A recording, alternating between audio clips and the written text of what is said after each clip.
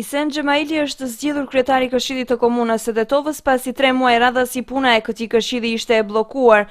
Xhemaili me këtë rast premtoi se do të angazhohet në maksimum që të punojë në të mirë të qytetarëve dhe se të realizojnë të gjitha ato projekte të cilët u kanë premtuar qytetarëve gjatë fushatës elektorale.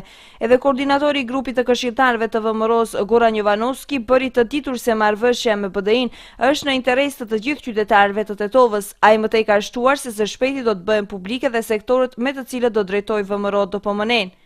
Kundër zgjedhjes së Isen Xhemailit për kryetar të këshillit kanë votuar këshilltarët e Partisë Demokratike Shqiptare, pasi siç tha koordinatori i grupit të këshilltarëve të kësaj partie Durim Luma, që para zgjedhjeve lokale është arritur marrëveshja mes VMRO-s dhe BDI-s për të udhëhequr me Tetovën dhe me qëllim e kanë zhagitur punën për 3 muaj.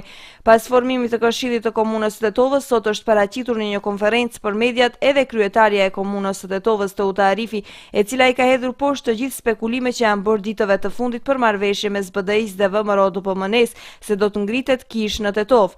Dëshiroj me këtë rast që të potencoj që partnerët e koalicionit në nivel komunal nuk janë në marrëveshje për asgjë tjetër përveç për ndarjen e pushtetit brenda administratës komunale, sipas peshës së votës që kanë pasur në zgjedhjet lokale. Gjithsesi bëhet fjalë për 2 shefa të sektorëve, një zëvendës shef sektori. Drejtori që deri më tani janë udhëhequr nga Kuadro Maqedonas do të vazhdojnë të udhëhiqen nga ata dhe do të hapin proces për riorganizim të ndërmarrjes publike komunale. Pashtu qerdhja do të ketë 2 drejtor ku me rast mosmarrëveshje mes tyre, fjalën e fundit do ta ketë prefekti i komunës, ka theksuar Arifi.